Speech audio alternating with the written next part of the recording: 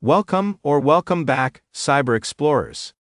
It's Chris, and in this video we'll explore together with this step-by-step guide how to check if your CPU supports POPCNT. So without further ado, let's get right into it. Method 1. Download CPU-Z from the official website. The link is in the description below. Then, run the application. From the CPU tab, check the instruction box.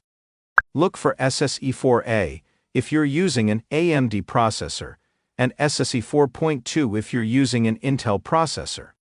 Method 2. Download CoreInfo and then extract the zip file. Open the CoreInfo folder, right-click inside the folder, and choose Open in Terminal. In the terminal, type ./corinfo.exe-f and hit Enter. Then, press Accept. Now, look for POPCNT.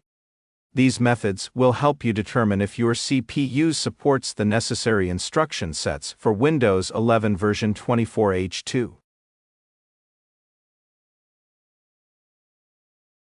And that's it for today.